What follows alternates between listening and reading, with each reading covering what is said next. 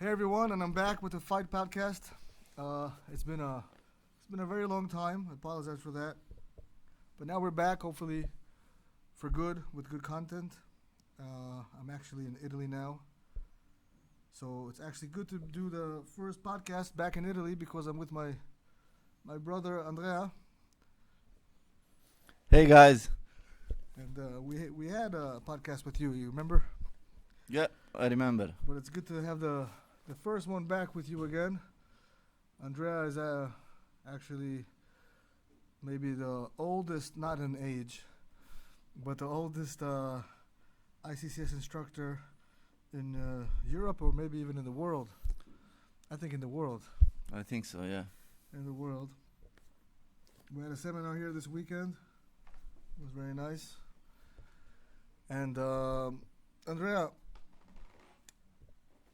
how's your school going? It's going good. It's going Yeah. very good. Yeah, it's going good. Many students, many classes, kids classes, teenager classes, adult classes, striking classes, grappling classes. Everything is going very good. That's great. And you do you do age groups or do you have kids? What do you do? Yeah, yeah. I divide a little bit for ages, and yeah. For example, soon in like 1 or 2 hours, I will have the kid classes. They are small kids, about 4, 5, 6 years old. You recently, before I came, you had a fight. Yeah, One of you guys had a fight. yeah. How did that go? It went quite good. The performance was good. The ending not so good, but we fought a very famous fighter, amateur fighter from SBG Ireland. I think everybody knows the. I think that's the same school of Conor McGregor. Yeah, exactly. Yeah. Actually, he was the boy was the son of the owner of that gym. So Isn't the organization that you fought in the same organization that runs that club? That runs that academy? no, I No? don't think so. No. Okay. All right. So you fought the friend of Conor McGregor? Yeah, yeah. We almost actually we did knock him out, but the ref in some he decided to save him. I think I saw that round. Ground and pound. Yeah, Yeah. heavy ground and pound. That was a crazy round. I saw that. You told me that they gave him over 2 minute 2 rest. minutes, yeah, to between rest. rounds. Yeah, yeah, That sounds a little dirty to me. yeah. It is. The thing is, a lot of times in competitions, when they're trying to promote someone, and that's a famous academy, and they have this fighter, so a lot of times they say, okay, here's this Italian school. We don't really know them. Maybe it's gonna be an easy fight. You probably surprise them, Yeah, and they're trying to build them like a good amateur record, and they wouldn't want your guy to ruin that for them. I see that happen a lot. It's either you win them by knockout, or it's very hard. If it goes to the judges, sometimes it can be hard to win a case like that because it's kind of corrupt, if you ask me. yeah. I think so. Even in your case, you did knock him out, but they gave him over 2 minutes between rounds, which is crazy. That's crazy.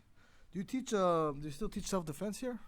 Yeah, sometimes yes, especially in private classes.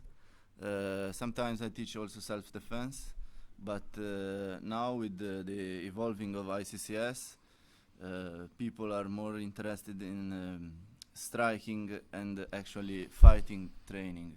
Yeah, well, it's still fighting. That's Yeah, why it is. it's ICCS Fighting Solutions under one umbrella. We still have everything. I mean, boxing and wrestling, I think, is not only the most important, let's say, both styles for MMA, but also for street fighting. Right? If you have a boxer and a wrestler with a street fighting mentality, then who could beat him? Does that make sense? Yeah, Who could beat him? That's the thing. That's what we're trying to do with ICCS. That's why we have the program: street boxing, street wrestling, and of course, giving them the mentality to fight. It's okay.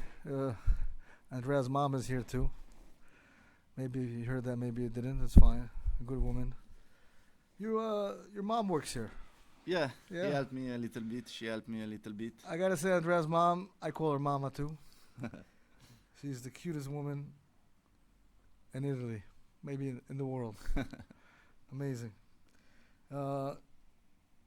So, this is our first podcast back, as we said, and glad to do it with you.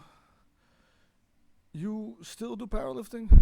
Yeah, I still do workout early in the morning before I start to teach the classes, and I try to be still in shape and strong. I'm following what you do, you know. What I do? I try to, yeah. Yeah. Well, I follow what you do.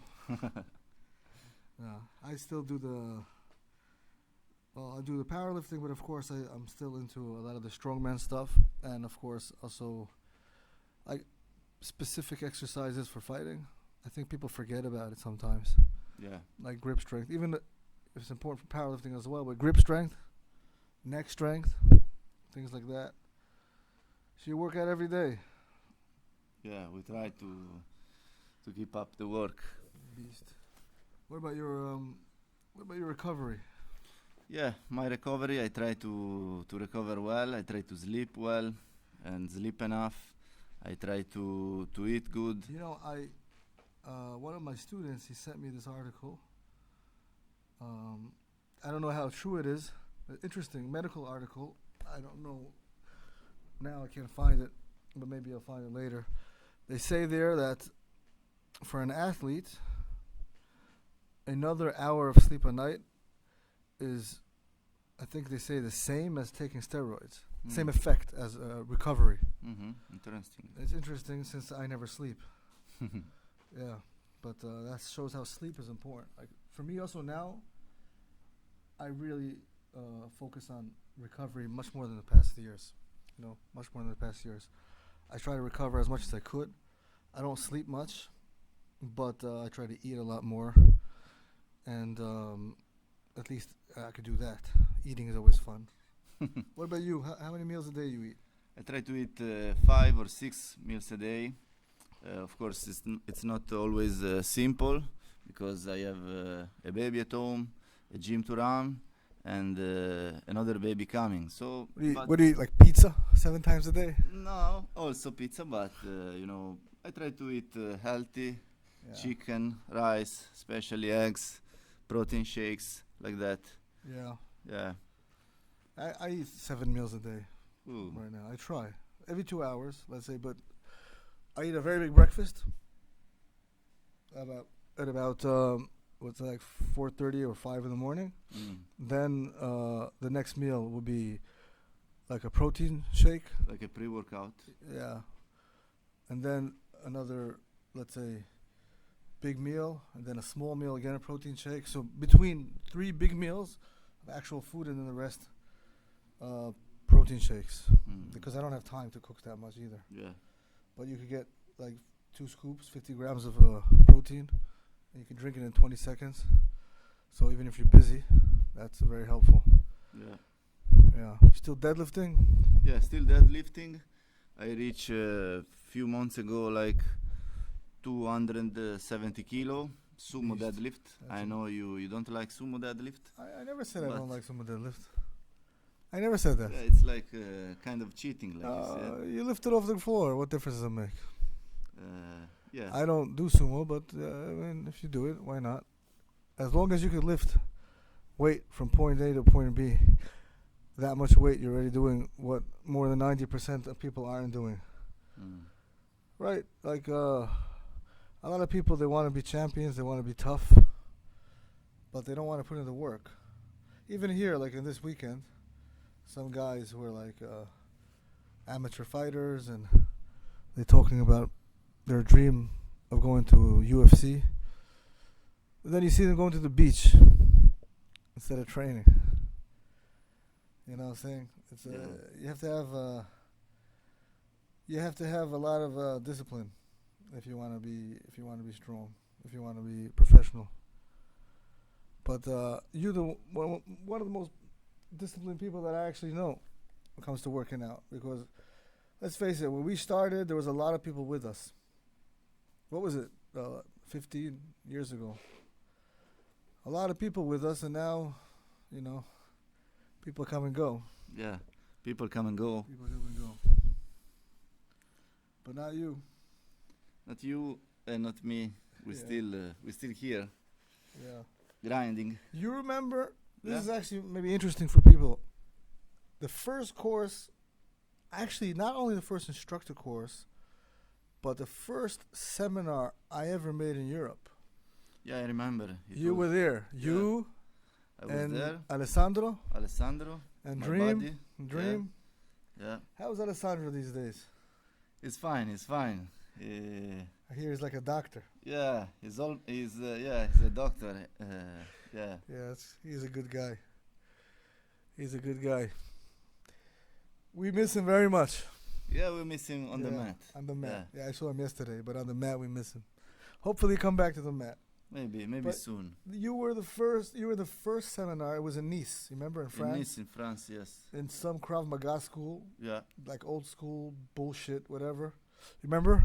I remember, of course. Yeah. You changed my life in that seminar, bro. I think we shocked that school pretty well. Yeah.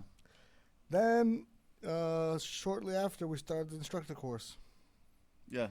And by the way, I also, if we're going down memory lane with ICCS, I remember the first time I made a seminar with you in Italy. We did it in, what was like a dance school? A dance school, yeah. It was a Yeah. dance school. There was about 7 people who came. Yeah.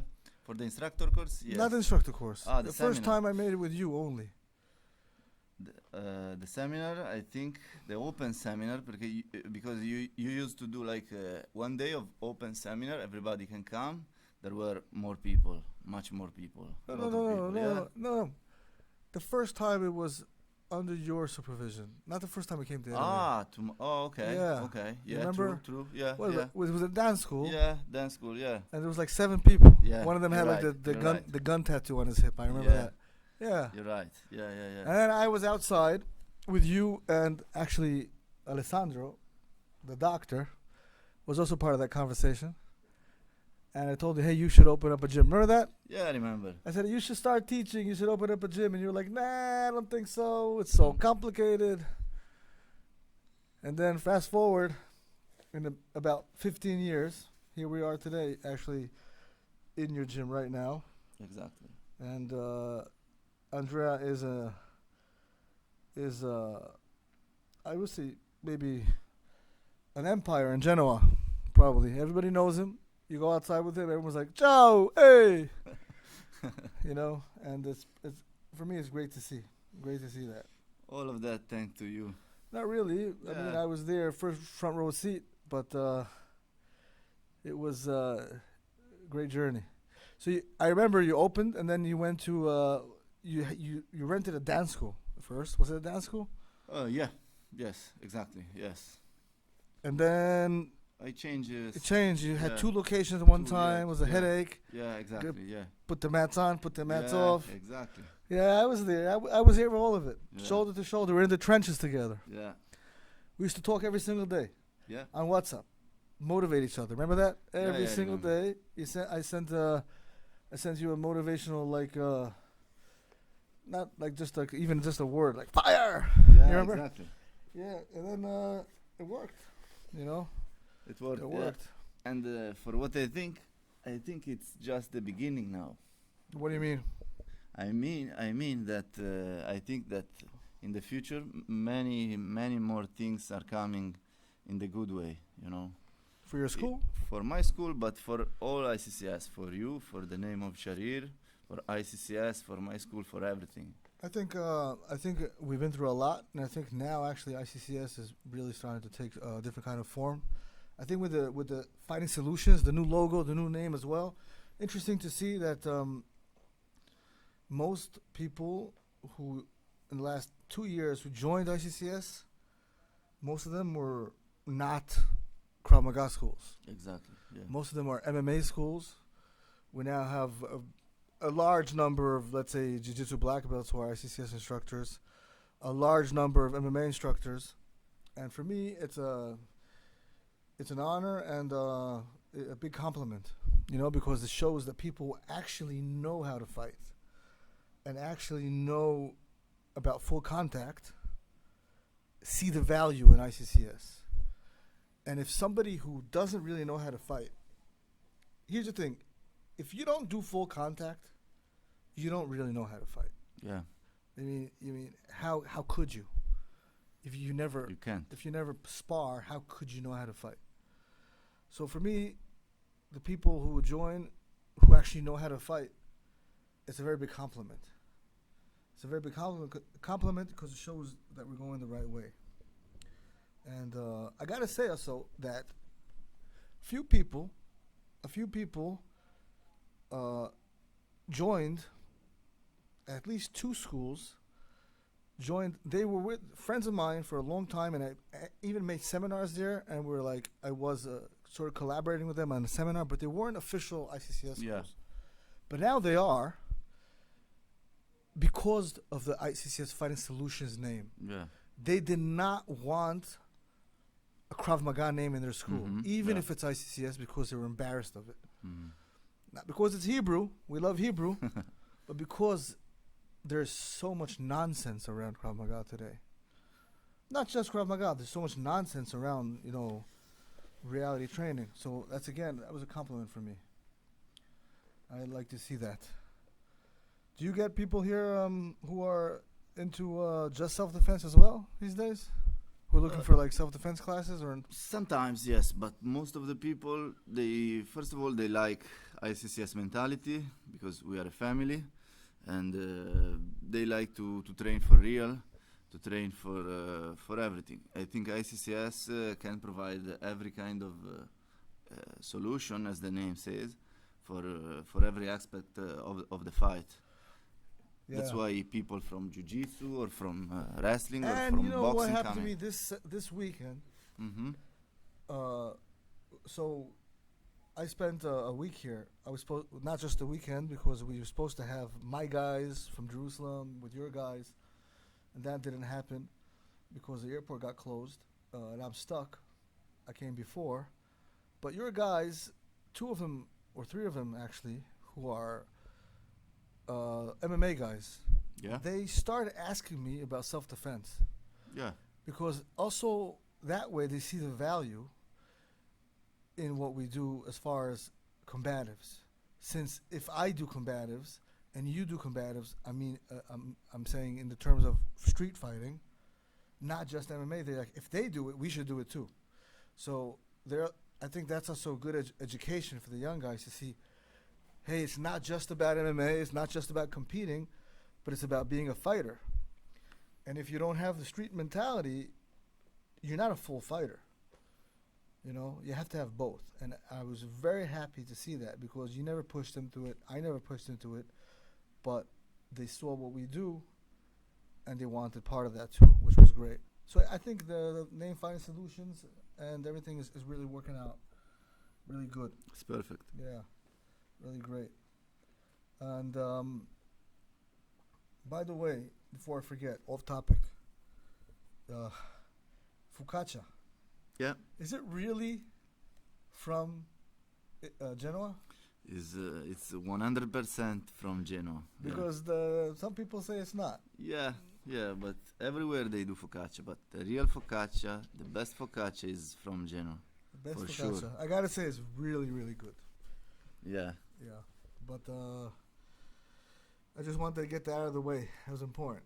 So let's go back down memory lane. The first instructor course, you finished in what year? I think it was, by that time it was like 2012 probably. Mm-hmm.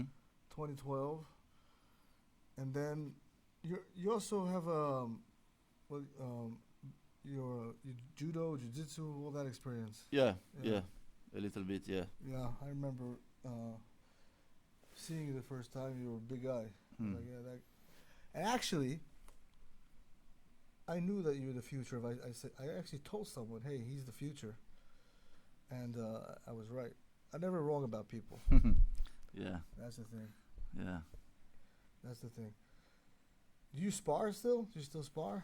Yeah, I try to still keep in shape, sparring, moving around with my boys. Of course, sometimes you have difference in experience, weight, but I'm a professional, so I try to not hurt people. And Andrea is a big guy, by the way. If you don't know him, he's big. He's a real Roman soldier. Tell me,